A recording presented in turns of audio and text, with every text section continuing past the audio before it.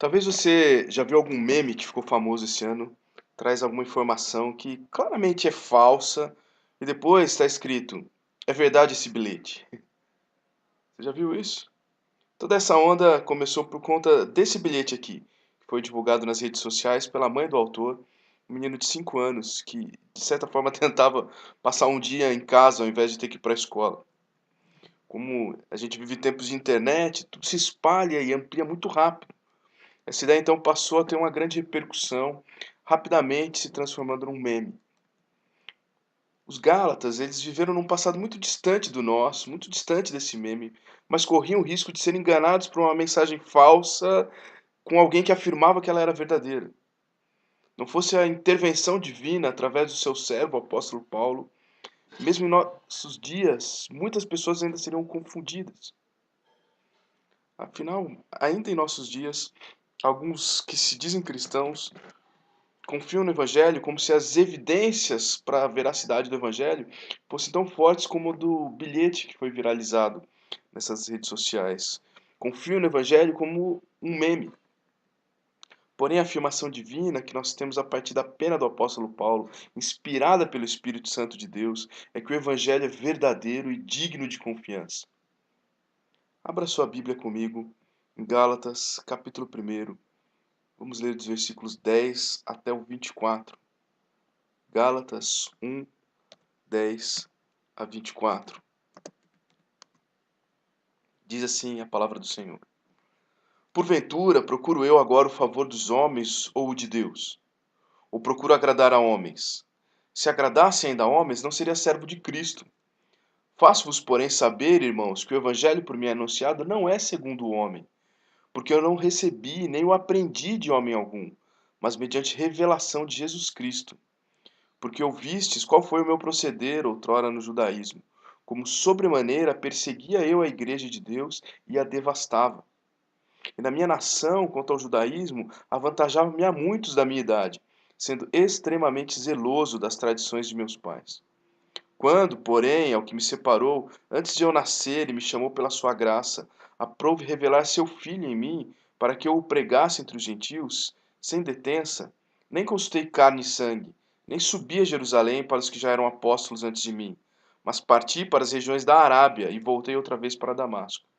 Decorridos 3 anos, então, subi a Jerusalém para avistar-me com Cefas, e permaneci com ele 15 dias, e não vi outro dos apóstolos senão Tiago, o irmão do Senhor. Ora, acerca do que vos escrevo, eis que, diante de Deus, testifico que não minto. Depois fui para as regiões da Síria e da Cilícia, e não era conhecido de vista das igrejas da Judéia que estavam em Cristo. Ouviam somente dizer: aquele que antes nos perseguia, agora prega a fé que outrora procurava destruir. E glorificavam a Deus a meu respeito. Até aí. Amém. Na semana passada, considerando a seriedade da vida cristã, nós vimos que ela inclui uma missão séria, que exige ministros sérios que anunciem uma séria mensagem. A grande seriedade da vida cristã reside no fato de que o evangelho é muito sério. Não simplesmente por ser uma boa notícia, mas por ser a melhor notícia, porque o evangelho é a única notícia possível.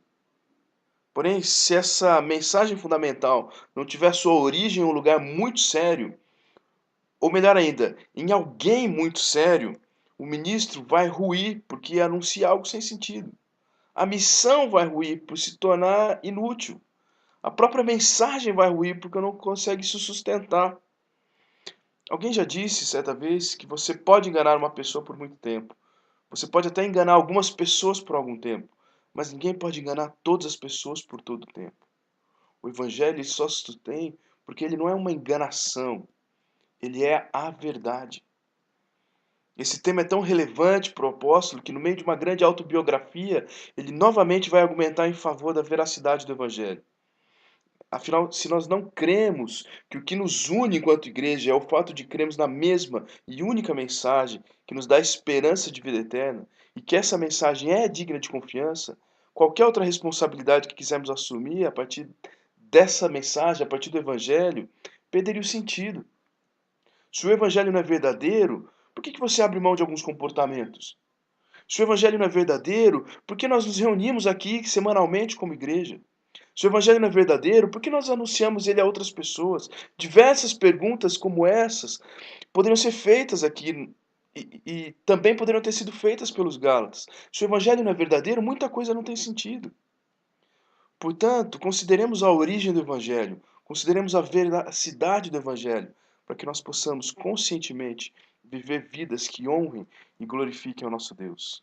Veja comigo, então, 4 marcas da veracidade do evangelho. Em primeiro lugar, o evangelho é a verdadeira mensagem de Jesus Cristo. Eu achei importante nós começarmos esse parágrafo relembrando o versículo 10, que nós já consideramos na semana passada, mas que nos ajuda a lembrar que o apóstolo realmente não tinha um compromisso com pessoas, mas ele tinha um compromisso com o evangelho e com a seriedade desse evangelho. Assim, o seu compromisso era com o próprio Deus encarnado, de quem então ele se nomeia servo. Eu não sei se os irmãos têm a mesma impressão do que eu, mas eu creio que a palavra servo ela tem uma conotação mais leve do que a palavra escravo. Talvez a opção por servo em detrimento de escravo, na maioria das versões da Bíblia, visa evitar a sujeira, a injustiça, que de alguma forma está associada, está atrelada aos movimentos escravagistas. E aí então a nossa mente traz essas ideias. Quando nós lemos escravo, nós temos esse pensamento. Nós pensamos talvez principalmente na escravidão africana nas Américas, as injustiças que foram cometidas. Mas o fato é que na língua grega a palavra é uma só, tanto para servo quanto para escravo. Se dizer servo de alguém em nossos dias pode parecer uma disposição pessoal de prestar um serviço, de voluntariamente se colocar em submissão. Mas não é esse o pensamento paulino. Não é esse o ensino bíblico quando alguém se afirma escravo de Cristo, servo de Cristo. O pensamento é de fato um reconhecimento de que eu não tenho autonomia sobre a minha vida, eu não tenho autoridade para fazer qualquer ato, por menor que esse ato seja. Se eu não tiver autorização do meu dono, eu não posso fazer. Isso é ser escravo. Então Paulo ele está se dizendo escravo de Cristo. Eu não tenho autonomia, eu sou servo de Deus, eu sou escravo desse evangelho. Então, dessa forma, ele pode, sem medo, anunciar qual é a origem do evangelho, porque ele não vai fazer isso como quem tem o rabo preso com alguém, mas ele conscientemente afirma a verdade. A origem do evangelho é de importância tão vital que ela não pode haver sombra de dúvida sobre ela. Por essa razão, então é orientado aos cristãos e aos presbíteros em especial, que eles sejam irrepreensíveis, ou seja, que não tenham fios soltos, porque isso favorece o anúncio do evangelho verdadeiro, sem receios.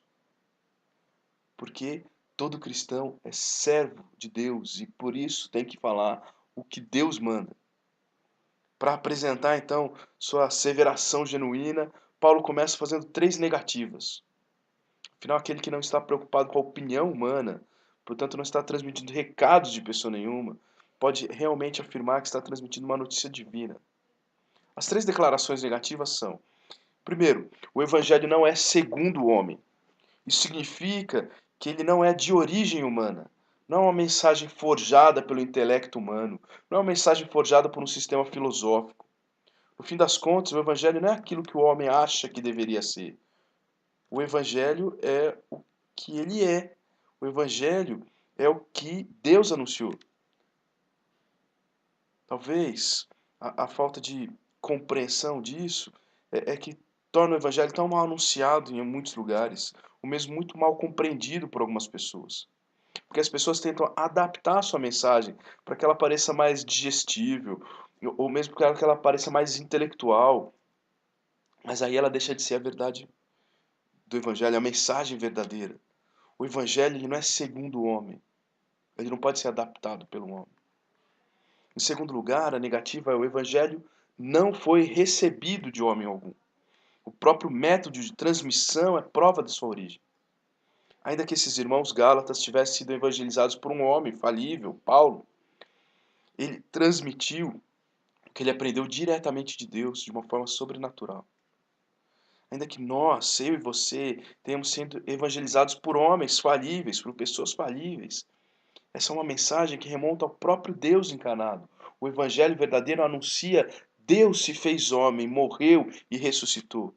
Jesus Cristo é o evangelho. Ele não é uma mensagem recebida de homens. É uma mensagem do próprio Jesus Cristo. E a terceira negativa é: o evangelho não foi aprendido de homem algum. Essa negativa é quase uma duplicação da anterior, mas com uma diferença muito importante. O evangelho até pode ser transmitido por pessoas, como foi para mim e para você, mas não é algo para ser assimilado com o intelecto. É algo para ser aceito pela fé. O evangelho ele pode ser explicado, ele tem que ser explicado, ele pode ser racionalizado, ponderado, mas o que é necessário para que traga salvação é que ele seja crido e não simplesmente compreendido intelectualmente. Essa fé, nós sabemos, porque a palavra de Deus nos diz, a fé também vem de Deus. Essa fé que inculca a mensagem não simplesmente nas nossas mentes, mas nos nossos corações. O evangelho, então, ele não é para ser aprendido, de novo, é para ser crido. Então, depois dessas três declarações negativas que o apóstolo traz, o evangelho não é segundo o homem, o evangelho não foi recebido de homem algum, o evangelho não foi aprendido de homem algum. Fica então mais vívida a declaração afirmativa. Das três negativas, nós podemos facilmente perceber uma característica típica das falsas religiões. As crenças, os ensinos, os rituais, as práticas dessas religiões falsas, elas são produto da imaginação fértil de alguém, de um fundador, de um líder. Agora, em contrapartida, a religião genuína, ela não foi construída, ela foi dada. Foi Deus quem a revelou, não foi o homem que inventou. Quem então é o fundador do cristianismo, senão o próprio Jesus Cristo, Deus encarnado? Eu creio que a partir disso nós podemos aplicar uma grande lição nos nossos dias. Ser um servo da religião cristã não envolve muito as suas opiniões pessoais. Eu não posso fazer alterações no conteúdo, ou mesmo no modo de seguir e servir a Cristo. O máximo que eu posso fazer de exercício intelectual, e na verdade, de fato, eu deveria sempre fazer mesmo, é me esforçar para compreender o que já foi dado, o que foi revelado. Agora, mesmo para isso, eu tenho auxílio do Espírito Santo, a iluminação do Espírito Santo, como nos ensina textos como João 14:26, Efésios 1:17 e 18. Então, finalmente, nós chegamos na declaração positiva de Paulo. O Evangelho foi revelado ao apóstolo pelo próprio Senhor Jesus Cristo. Essa não é uma afirmação única nas cartas paulinas. Em Efésios 3, 2 e 3, ele fala sobre ter recebido uma revelação da parte de Deus.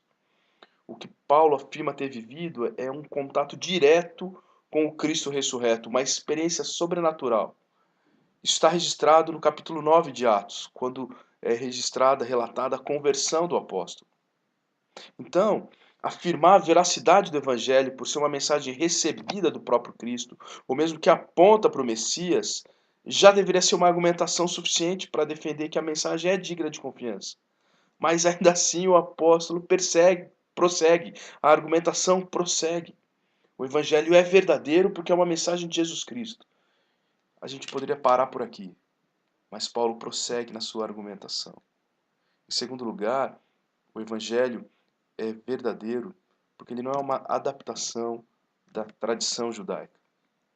A fama de Saulo como perseguidor da igreja certamente o precedia, mas também a sua fama como um prodígio da fé judaica. O procedimento de Paulo como judeu foi invejável. Paulo era comprometido, Paulo era dedicado, Paulo era zeloso. Paulo era tão zeloso a ponto de afirmar que ele sempre teve a consciência pura, porque ele fez o que foi ensinado da melhor maneira. Mesmo quando ele era um perseguidor da igreja, ele foi sincero na sua ignorância, ele foi dedicado na sua fé, ainda que a sua fé tinha um conteúdo errado naquele momento. O fato é que na sua geração ninguém era um judeu melhor do que Paulo. Agora o que ele diz é, tanto quanto ele se empenhou a perseguir o cristianismo, e ele fez isso sobremaneira, ele fez isso muito além da medida. Ele se empenhou para ser um fariseu excelente. Quando testemunha sobre a vida como judeu, as palavras de Paulo, que estão registradas lá em Atos 22:3, são as seguintes: eu sou judeu, nasci em Tarso da Cilícia, mas criei-me nessa cidade, Jerusalém. E aqui fui instruído aos pés de Gamaliel, segundo a exatidão da lei de nossos antepassados, sendo zeloso para com Deus, assim como todos vós o sois no dia de hoje. O que ele está afirmando é, ele foi discípulo do mais famoso rabino da sua época. Ele foi criado na cidade que era o centro da fé judaica desde a época do rei Davi. Se fosse nossos dias, é como se ele dissesse, eu sou formado na USP, ou qualquer outra universidade de grande renome para alguma área específica. A importância do apóstolo defender isso é para que os gálatas estivessem atentos e, e pudessem realmente contestar os falsos mestres que estavam anunciando uma falsa mensagem para eles. Porque eles afirmavam isso dizendo que estavam sendo enviados de Jerusalém. O que Paulo está dizendo para os Gálatas é: eu conheço muito bem Jerusalém, eu sei o que se ensina lá. Se fosse para ensinar judaísmo, eu era muito mais qualificado do que esses para fazer isso. Mas a mensagem que eu ensinei para vocês não é um judaísmo renovado, não é uma adaptação do judaísmo, é a boa nova de Jesus Cristo. Vocês não devem dar ouvidos para esses falsos mestres, porque eles estão falando da fé judaica, eles não estão falando da fé cristã. Se fosse para falar da fé judaica, eu era mais habilitado para falar do que eles. Com propriedade ele podia dizer: eu já percorri com empenho o caminho no quais esses mestres aí estão engatinhando. Eu sei que é um caminho inútil. Eu sei que ele é um caminho incapaz de salvar. Toda a minha trajetória mostra o quanto eu fui zeloso das coisas que hoje estão atraindo vocês. Eu fui autoridade nisso tudo. Mas agora, como apóstolo, eu sou autoridade no caminho novo do Evangelho de Cristo. Então, creia em mim, não há relação nenhuma entre o Evangelho de Cristo e o legalismo judaico. Eu conheço muito bem o primeiro, conheci muito bem o último. Eu sei que o Evangelho é poderoso para salvar. Eu sei que o caminho do judaísmo só escraviza. Se por um lado a fé judaica remonta ao nascimento do apóstolo, a fé evangélica ainda é anterior a isso. Porque a eleição divina é anterior ao nascimento, anterior à geração, anterior aos tempos eternos. Quando o apóstolo foi convertido, ele pôde compreender a mensagem que anunciava, e ele não se valeu de ajuda humana e nem da tradição religiosa para saber isso. Foi uma iluminação espiritual. Nós devemos então entender que o povo judeu é parte da história do povo de Deus. Eu creio sinceramente que ainda há promessas para judeus que serão cumpridas pelo nosso Deus eterno. Porém, mesmo na época do Antigo Testamento, a salvação entre os judeus era pela fé na provisão divina, e não simplesmente pela guarda da lei, ou menos ainda pelo simples fato étnico de ter nascido no país certo. Isso nos ensina que nós não devemos misturar nossa prática de adoração com exigências que foram feitas à nação de Israel. Hoje eu percebo muita simbologia judaica nos rituais de culto, de lugares que se chamam igreja. Eu creio, espero que sejam igreja mesmo. Mas eu vejo muitos símbolos judaicos, candelabro, arca, véu, as roupas, incenso. Tome cuidado com isso. Cuidado. O Evangelho ele não é verdadeiro por ter sua história intimamente ligada à história de Israel. O Evangelho é verdadeiro por ser divino na sua essência, por ser divino no que comunica, por ser divino em quem revela, por ser divino por quem foi originalmente transmitido. O Evangelho é verdadeiro porque ele é Jesus Cristo encarnado, porque ele anuncia Jesus Cristo encarnado, porque ele revela Jesus Cristo, Deus encarnado, porque ele foi transmitido pela encarnação de Deus em Jesus Cristo. Em terceiro lugar, o Evangelho não é uma criação da liderança da igreja. Ainda pensando em Jerusalém, o apóstolo aborda outra importância religiosa que essa cidade passou a ter. Ela também foi o berço da igreja. Quando a gente olha para Atos 2, a gente sabe disso. Porém, a mensagem anunciada por Paulo, ela não foi uma mensagem estudada aos pés dos apóstolos da cidade de Jerusalém, como tinha sido o seu farisaísmo estudado aos pés de Gamaliel. Para comprovar isso, ele vai apresentar então 3 álibis. O primeiro deles é, depois da sua conversão, ele foi para a Arábia, para Damasco, não para Jerusalém. Nós não sabemos exatamente o local da Arábia e nem mesmo o motivo que o levou para lá. É possível que não tenha ficado longe de Damasco, já que Damasco também era parte da região governada pelo rei da Arábia. O mais provável é que ele tenha tido lá na Arábia um tempo de quietude, um tempo de solidão, um tempo para meditação, um tempo para considerar as escrituras que ele já conhecia muito bem, mas para considerar agora sob a influência da experiência que ele viveu, da conversão que ele experimentou. É provável então que esse período esteja entre os versículos 19 e 20 de Atos 9 e por algum motivo foi omitido por Lucas. Mas o fato é, depois da conversão ele foi para a Arábia e para Damasco, e não para Jerusalém.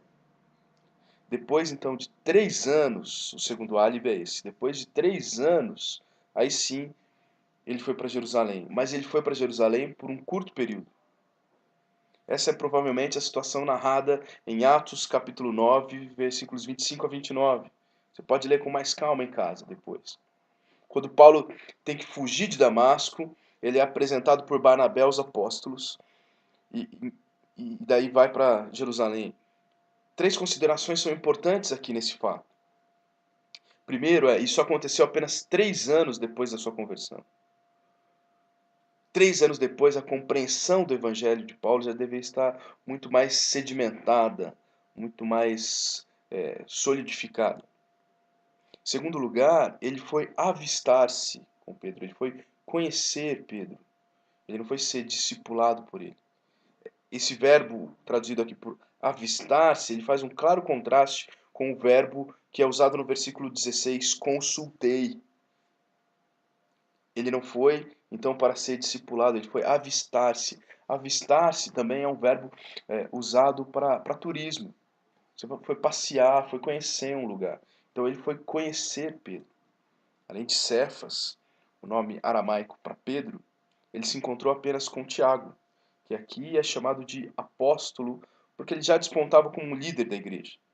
Nós sabemos que apóstolo é um representante, né? Alguém que foi enviado. Paulo usa essa palavra tanto para representantes diretos de Jesus, foram enviados por ele como seus representantes, também como representantes enviados pelas igrejas. Tiago é um apóstolo da igreja, é um representante da igreja, é alguém que fala em nome da igreja. Por isso que Tiago aqui é chamado de apóstolo. Então, 3 considerações. O primeiro, 3 anos depois, um evangelho, uma fé já bem sedimentada. Segundo, ele foi avistar-se com Pedro e viu também Tiago. Ele foi conhecer o apóstolo, ele não foi ser treinado. E, em terceiro lugar, ele passou apenas 15 dias na cidade. 15 dias não é tempo suficiente para um doutrinamento. Como John Stott muito bem resume, a primeira visita de Paulo a Jerusalém deu-se apenas depois de 3 anos, durou 2 semanas e ele viu apenas 2 apóstolos. Portanto, é ridículo sugerir que ele tenha recebido o seu evangelho dos apóstolos em Jerusalém. Por essa razão, então, ele pode testificar com consciência limpa diante de Deus de que ele falava a verdade do evangelho. O terceiro álibi do apóstolo é que de Jerusalém ele vai ao norte. Esse fato deve ser registrado em Atos 9:30. O destaque é que ele estava no extremo norte da Palestina e não em Jerusalém. Lá não havia liderança da igreja para que o influenciasse. Então, esses 3 álibis nos mostram que o evangelho que ele anunciava não é uma criação da liderança da igreja. O foco de Paulo não é dizer que a mensagem dele era diferente da mensagem dos apóstolos de Jerusalém, ou mesmo diferente da mensagem anunciada pela liderança da igreja. Muito pelo contrário, a mensagem é exatamente a mesma, porque a mensagem é a verdadeira. Mas a mensagem é igual não porque ele procede da mesma fonte humana, mas por ter procedido da mesma fonte divina. A mensagem é igual não porque ele aprendeu das mesmas pessoas, mas porque ele anuncia o mesmo Jesus Cristo morto e ressurreto, que traz esperança de vida eterna. Como batista há tantos anos, eu nasci dentro de uma igreja batista. Nunca fui frequentador de uma igreja que não fosse batista. Eu lamento o momento que a nossa denominação vive.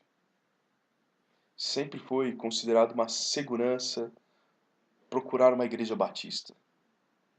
Porque lá você sabia o que esperar, que tipo de ensino, que seriedade, que compromisso, que comprometimento.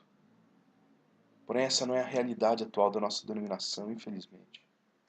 Há muitas igrejas batistas hoje em nosso país que, se você entrar desatento, você vai sair no meio do culto para poder olhar a placa da igreja para ver se você não entrou numa igreja errada, para ver se você não entrou numa igreja neopentecostal, ou mesmo para ver se você não entrou numa igreja católica, ou mesmo para ver se você entrou numa igreja mesmo, ou num um outro tipo qualquer de prática religiosa.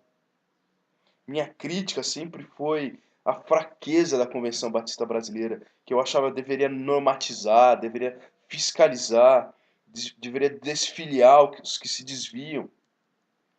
Mas a partir desse texto, estudando esse texto, eu percebo que como igrejas, nós temos que ser mais homogêneos.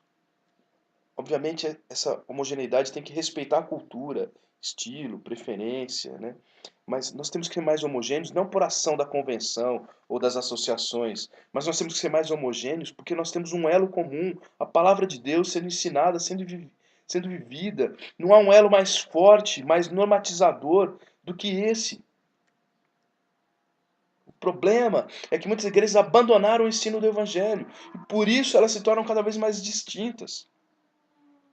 O evangelho não é verdadeiro porque ele foi padronizado pela ação de líderes fortes. O evangelho é verdadeiro porque ele é divino na sua essência, porque ele é divino no que comunica, porque ele é divino em quem revela.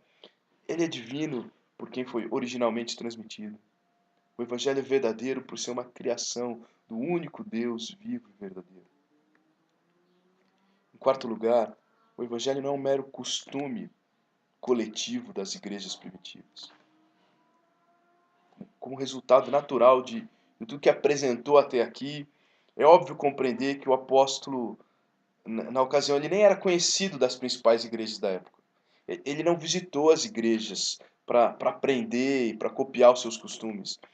Ele não fez uma pesquisa de campo entre as igrejas que mais cresciam no Império Romano para que pudesse criar um método de modelo de igreja, escrever um livro.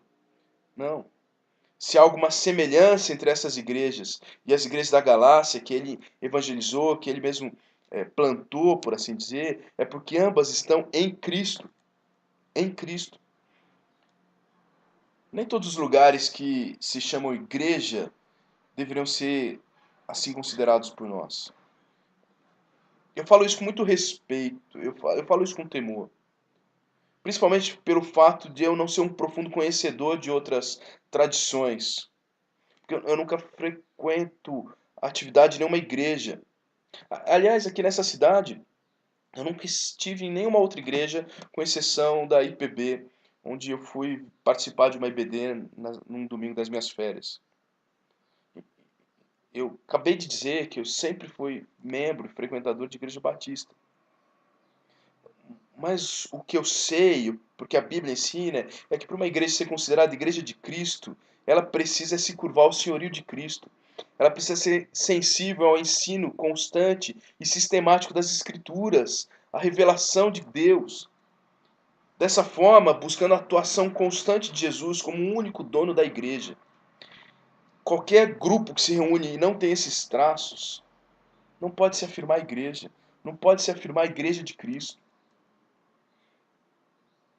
Então, ouvindo notícias, ouvindo relatórios de rituais de culto, de ensino, de manifestação de igreja, é por isso que eu posso afirmar, nem todos os lugares que se chamam igreja deveriam ser considerados igreja por nós. O que as igrejas sabiam sobre Paulo era apenas rumores, e o que se ouvia era uma grande transformação, uma grande mudança. Que grande mudança! Aquele que antes inspirava terror, agora inspira louvor. Aquele que antes motivava orações desesperadas, em pânico, talvez com lágrimas, pedindo para Deus preservar a vida, porque o Paulo está vindo aí. Agora motiva orações de gratidão, talvez com lágrimas de alegria, reconhecendo o grande poder de Deus, como o Senhor transformou a vida desse homem. Que bênção agora sobre que Paulo está vindo aí. Tudo isso redondava em glórias não ao apóstolo, não em glórias à igreja, mas glórias ao Senhor. Ah, irmãos, como é bom lembrarmos da nossa história. e ver a transformação que foi operada na nossa vida. Como é bom a gente olhar para a vida de outras pessoas que nós conhecemos antes e depois de Cristo e perceber a mudança, a ação de Deus. Como é bom a gente poder ouvir testemunhos da ação divina na vida das pessoas. Tudo isso deve nos ajudar a parar, refletir e concluir. Deus é tremendo. Deus transforma vidas. Deus transforma mentirosos em fiéis. Deus transforma adúlteros em fiéis. Deus transforma grandes pecadores em grandes santos. Para a glória dele. No momento que escreveu aos Gálatas, as igrejas da Judéia ainda davam glórias a Deus pela vida de Paulo. Porque ele não estava amarrado ao que eles humanamente desejavam, mas ele estava comprometido com a verdade do Evangelho, com a verdadeira mensagem. E não se tratava de uma adaptação do judaísmo, não se tratava de um ensino criado pela cúpula da igreja, não se tratava de ensinar a prática comum da igreja primitiva, tratava-se de anunciar o único e verdadeiro Evangelho de Jesus Cristo.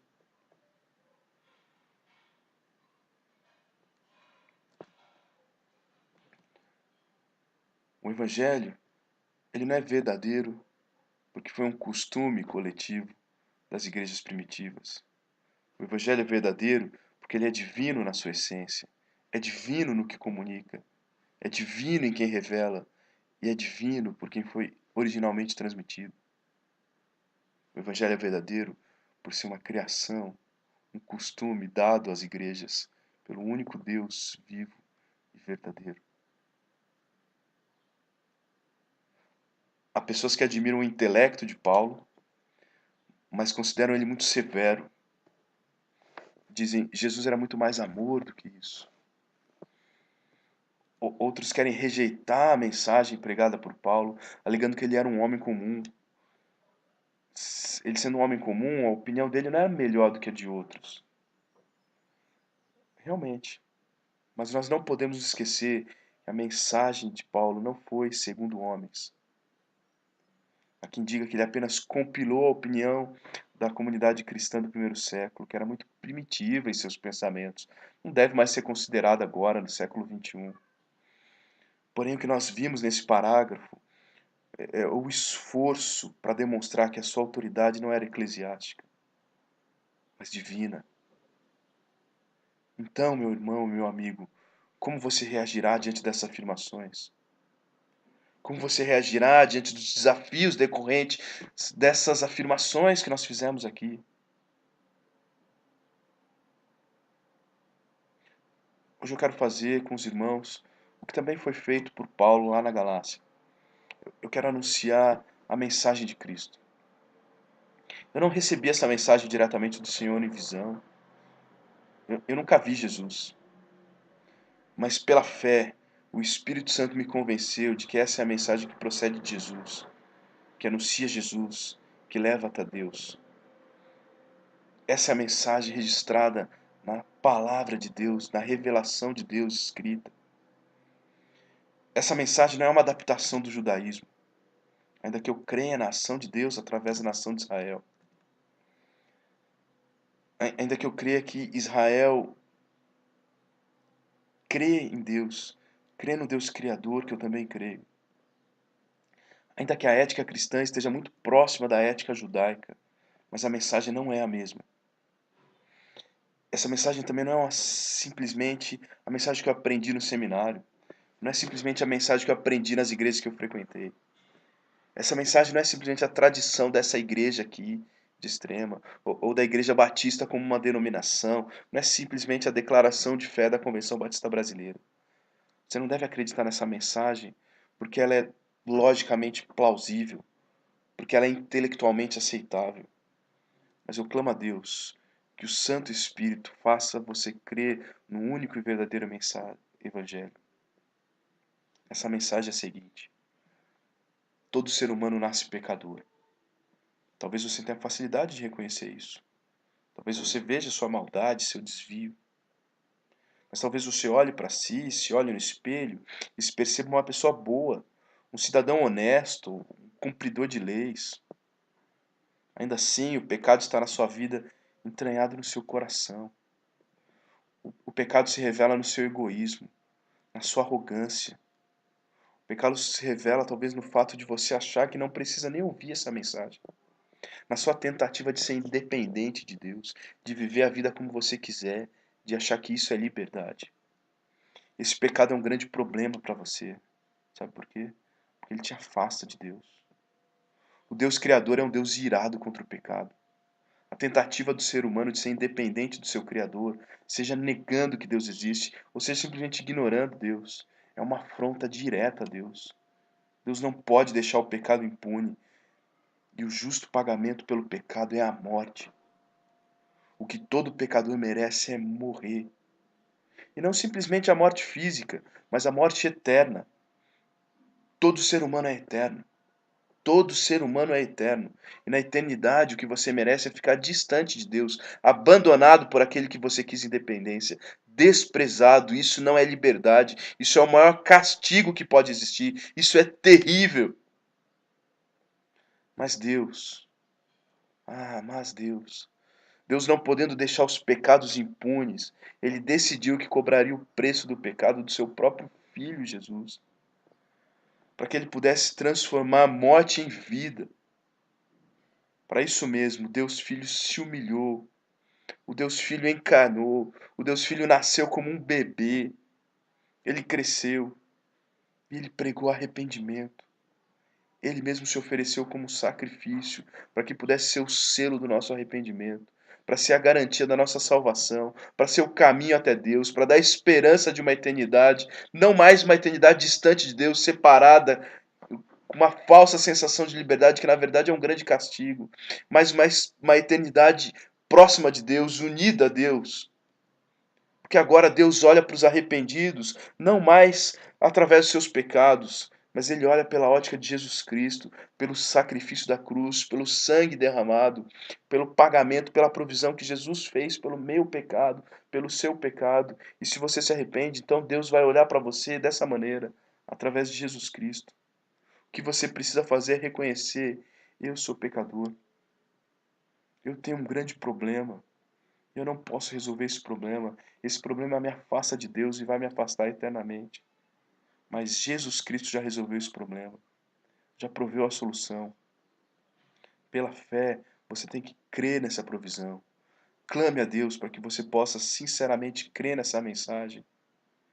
Como quem crê num paraquedas quando pula de um avião. Não é uma crença intelectual. Uma crença prática. Uma crença que leva à ação. Esse é o Evangelho verdadeiro. Essa é a mensagem da cruz. Essa é a mensagem que celebraremos hoje com a ceia. Não acredite em mim, pois essa mensagem não é minha, mas acredite em Deus, porque essa é a mensagem revelada em Jesus e nas Escrituras. É verdade essa mensagem, porque ela não procede do próprio Deus e ela pode te levar ao próprio Deus. Feche seus olhos, eu quero orar com você.